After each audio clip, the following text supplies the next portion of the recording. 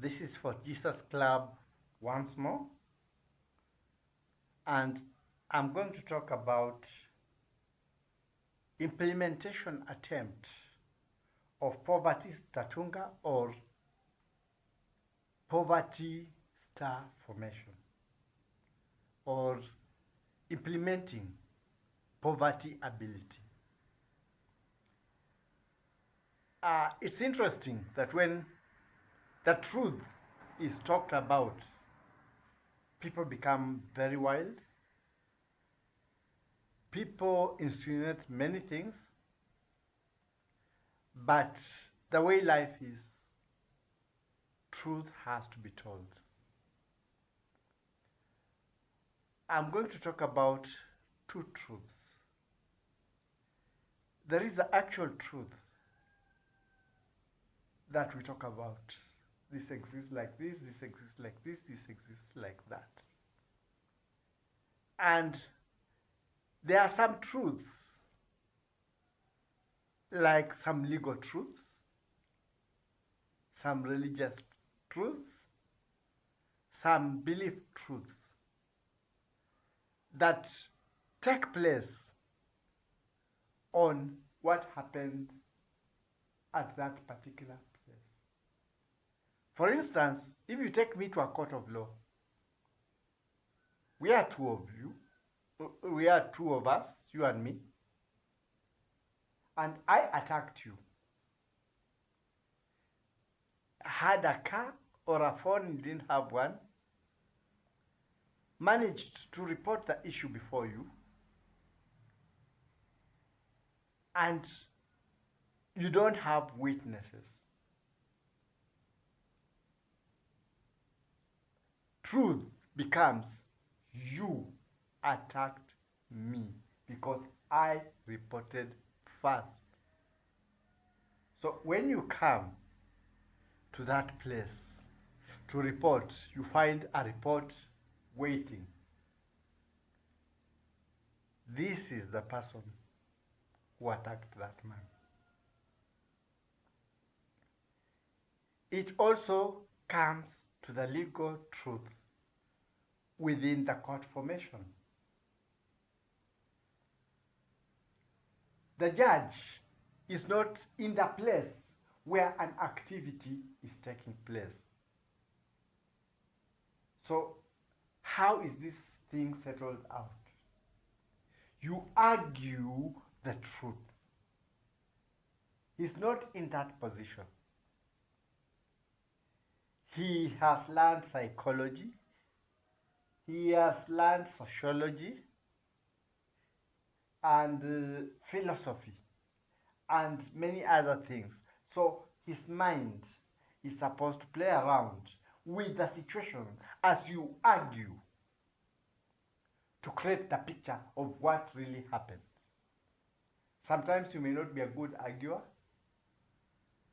and I stole your shirt. In most cases, when we buy things like shirts or these clothing and these things we use in everyday life, we don't keep receipts. So I steal your shirt and you get me your shirt. I'm fast enough to move, write a fake receipt of what is sold on the streets. You don't think of a receipt. And when you take me to that place, there is this argument, proof of ownership. You don't have proof of ownership, you don't have a receipt. I have a receipt. Now let's argue. Where did you buy it from? I bought it on the street. Very good. We call it a flea market. What can prove you bought it from the street? There are many people who sell things on the street. Unless you are a regular customer, they can't remember you. This guy has got a receipt.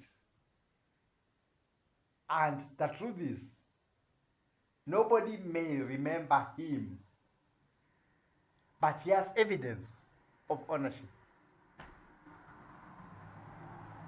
According to you, if you are a judge, who is lying? The one accusing without evidence of ownership, and the one accused with evidence of ownership. So automatically, justice, truth, justice, truth, because you are not in a place where this was playing out, will rule that the accused person is innocent, the accuser is guilty. So the accused person is set free. He has proof of ownership. But the accused person wants to take advantage of these two. Now he will come and use the evidence. This one accused me of stealing. I was not a thief. He did not have ownership of that thing. I want damages. He has tarnished my name. He's done all that. We spent several days casing on my shirt, which was not his shirt. I've lost face, fame, everything before people. And these are the proofs of what I get and what I do. I want this amount paid in damages. And true to that fact, because he cannot prove, he will still have to pay damages to this person who is, he has accused for stealing his shirt. So these are situations that become very difficult to talk about, to prove, but they happen. Sometimes you don't have to blame the legal system. There are things you may be told in religion, and religious truth is truth, but if you go to the previous videos I had, I talked about that truth and religious truth. There is an explanation. There are explanations. You will get them there. So, in religious truth, sometimes it also plays out.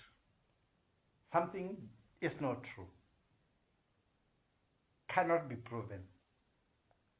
But when now it's put in the religious context, just like the other thing happened about the church, the legal context, then it becomes the ultimate truth. And this is where we get now problems. Sometimes in the legal system, you may get problems that are legal, because sometimes a lie may fly as the truth, and any truth that will come against it will be smashed into smithereens and will be met with punishment. I know we hate anybody going against what we think is right.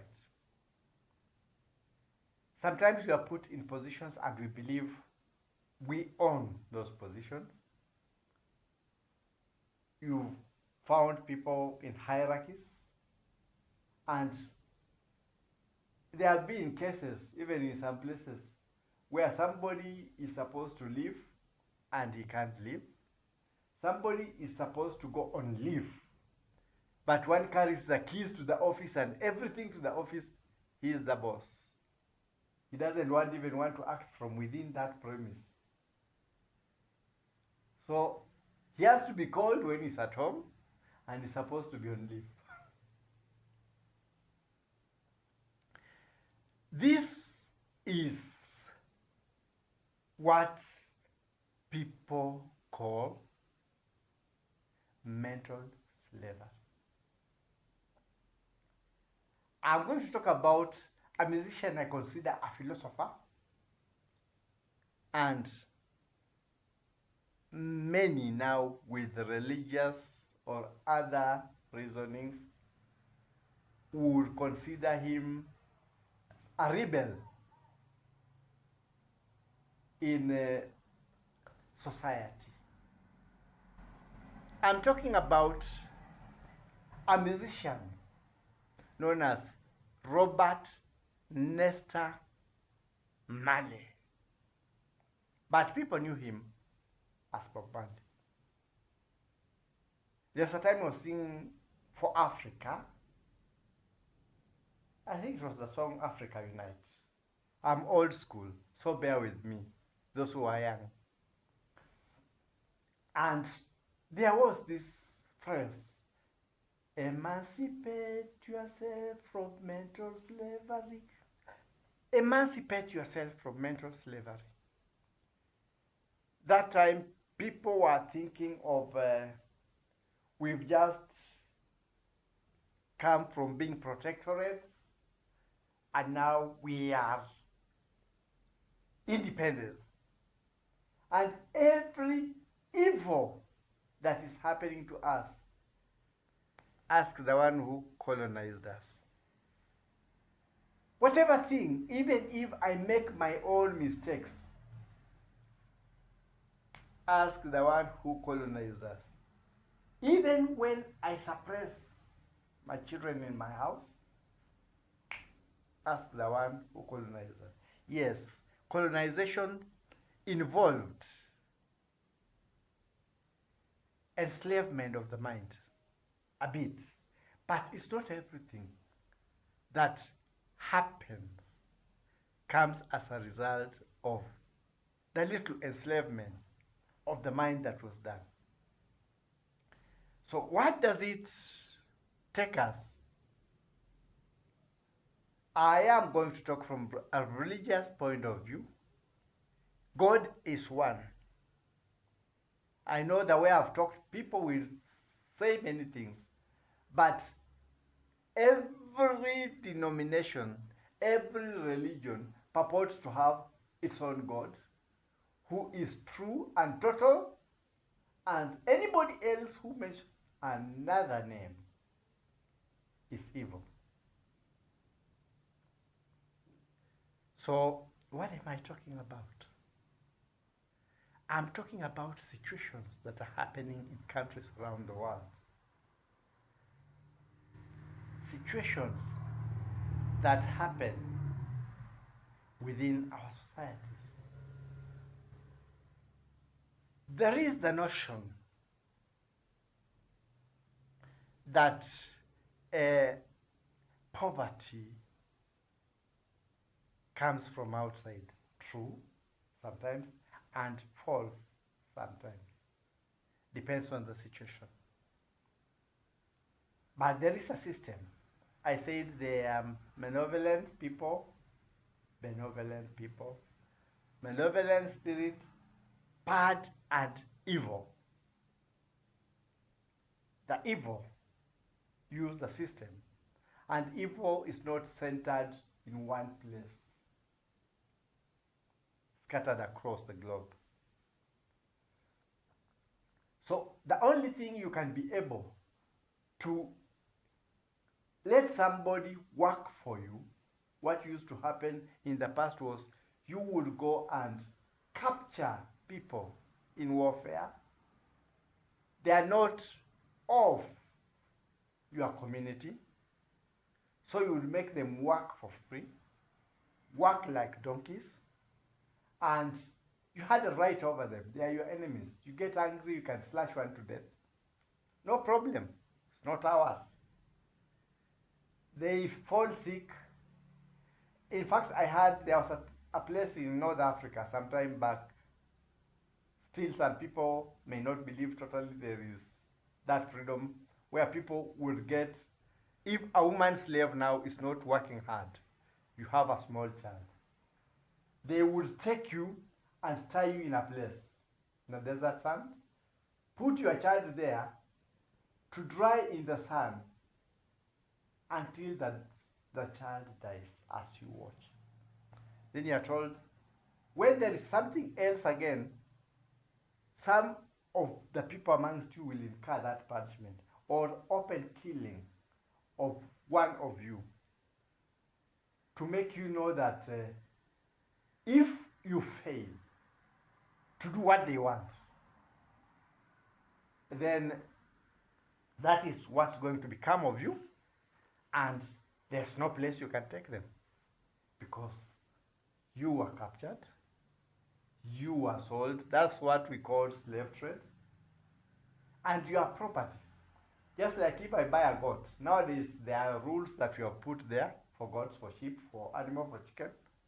You cannot treat these animals in an inhumane way, though they are. It's only another human being who can take the initiative to report to the responsible authority. But without that, people do all sorts of evil to these animals. Because every freedom has been stripped from them.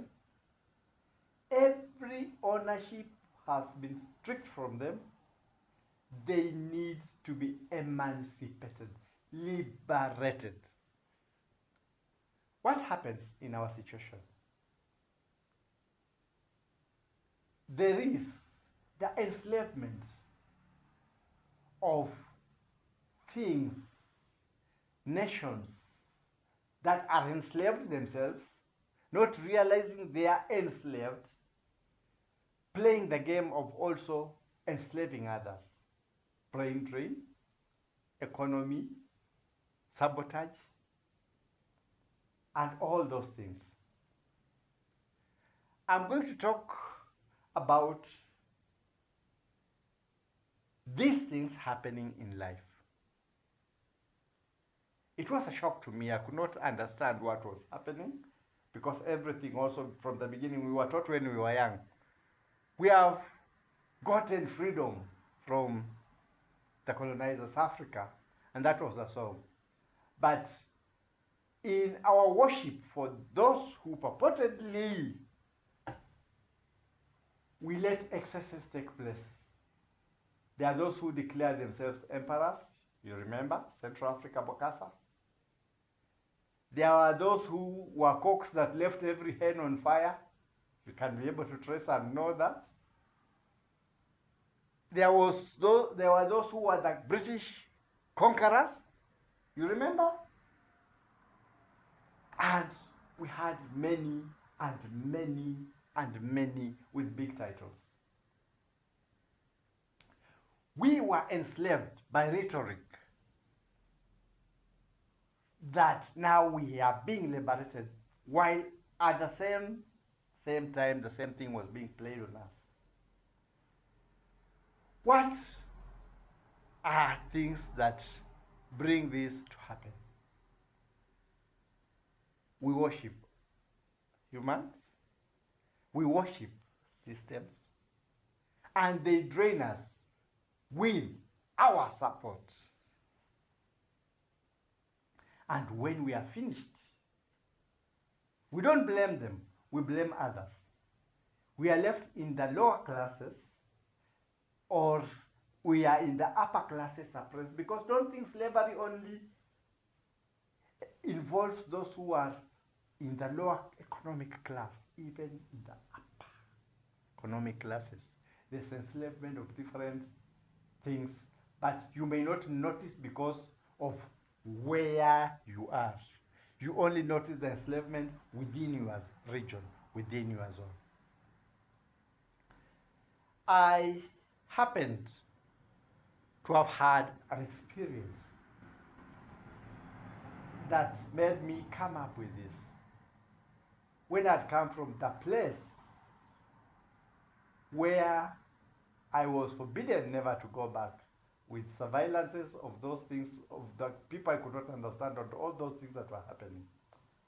There was talk of poverty TUNGA, or poverty formation. Star is just star English. TUNGA is a Swahili word for formation.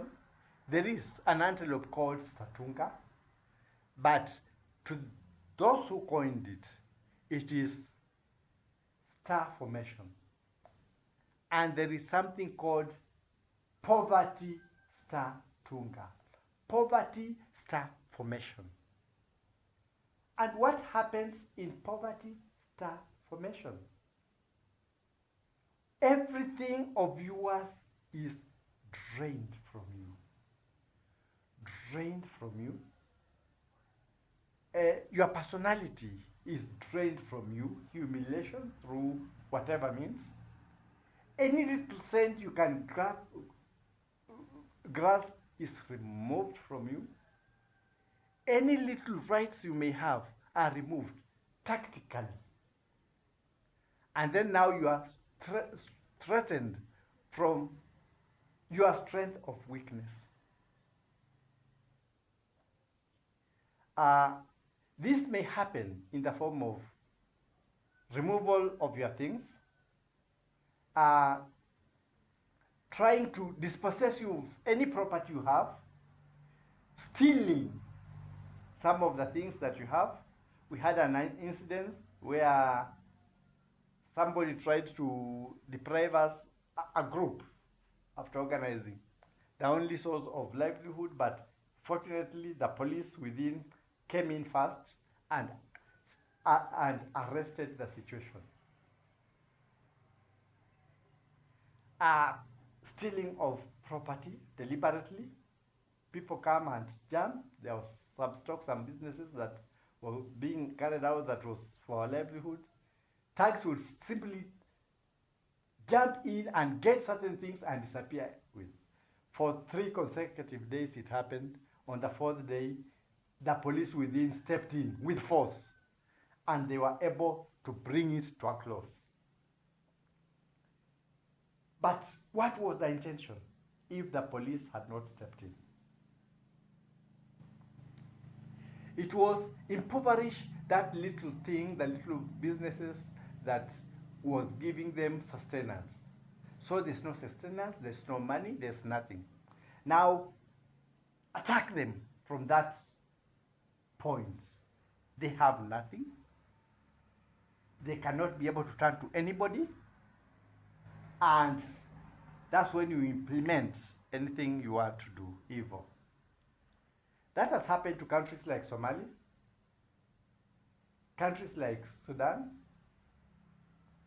and other countries where you find the liberators have now become the suppressors, with companies making multi-million dollars out of that poverty, that suppression, being able to do anything to these people because now their rights have been withdrawn. Their ability to argue has been withdrawn. And so it's happening worldwide. This is the system that Bob Marley was talking about. This is the system that Lucky Dube was talking about. I'm talking of musicians. This is the system that Owen, is he the one who wrote Animal Farm, was talking about. When our mind is enslaved, then we work to enforce our own enslavement. If you went amongst the ranks of slaves, there were those who were a bit lifted, and they were the ones who would suppress the slaves for the master, report who is not doing what they want, and sometimes even give suggestions of who should be punished, who should be eliminated, killed actually. And that is how it worked. First, you are enslaved, then you are given a small position within the slave camp, but to the slaves, you are the highest, or amongst the highest. You implement what the master says. So it ends up within that, it is slave versus slave, slave oppressing slave, all that. And the ones below, even these ones who now are oppressing you, if you come to them, they point a finger, that one is the one who is giving these orders. Even when they give their own orders, that one. And the other suppressed one, the same thing. So in the world system, things are happening that way. It's happening to people, it's happening to countries, it's happening to continents. But what happens? Most of us have allowed our mind to be enslaved. If it was not the police to enforce our situation, whoever wanted to put us in the poverty situation in this town, there was some policemen who enforced. And this some people got some thanks. That is what was happening. So it was properly executed. Nobody would know. And everybody would wake up, even those who were there were sympathetic. But then now they wonder, why is it that it is one person that is targeted? Continuous. Today it's stolen. Tomorrow morning is stolen. The other day it is. So that is the way that things are done. People are oppressed. Their rights are stolen. The money that is intended to go for them is stolen, sometimes by the sole people that you have put there to protect the very money. And when you ask, they come after you because you are poor. Legally, through threats, through sending other people of your caliber to attack you and malign you, so that you are able to be suppressed. And eventually, a central person is chosen to be blamed. A person who is there, who appear to be highly placed. That is the man. Or those are the men who are doing that. But we don't realize that it is our mind. It is us who are enslaving ourselves. For instance, now, in the situation where things were being pilfered day after day after day, it would have been very easy to say the whole organization in the place is wrong there, but it wasn't.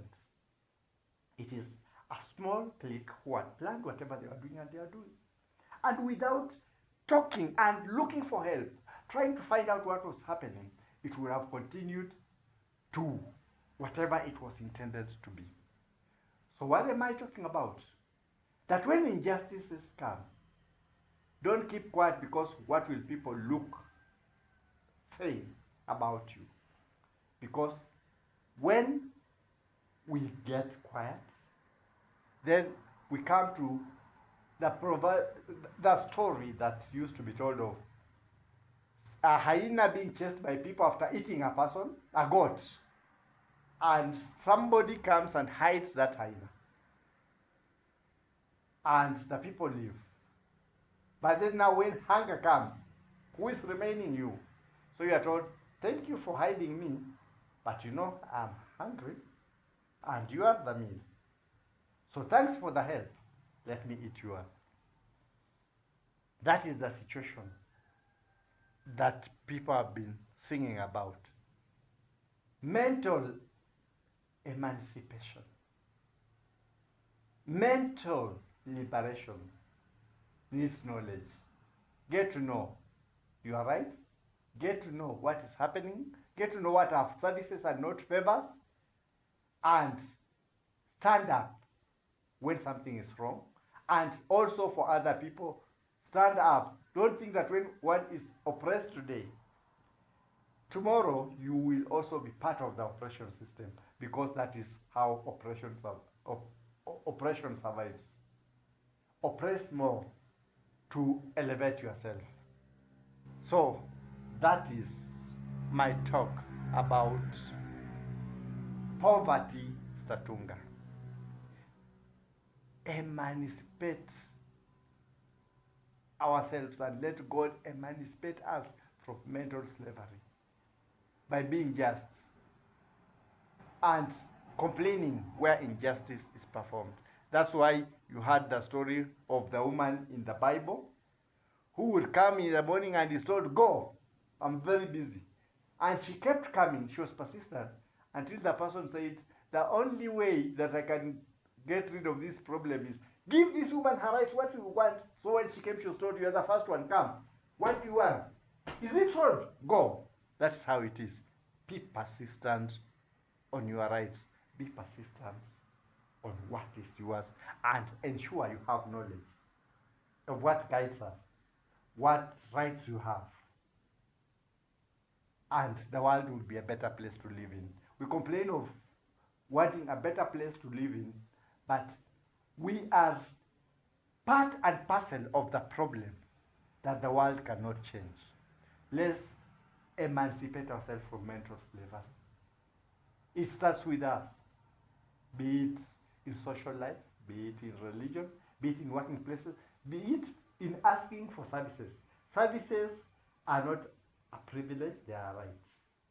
But sometimes they are made to be a privilege, to be a favor.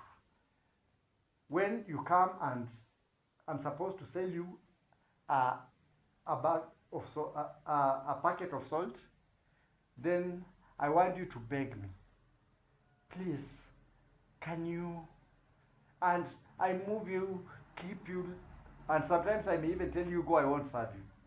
You know that is something that somebody can sue for if he has the money. Refusing somebody a service. So let's get to know our rights. Problem is with us. Sometimes we point at the leaders, sometimes we point elsewhere, but if we look deep inside us, we are the first causes of the problem. That is my take for now.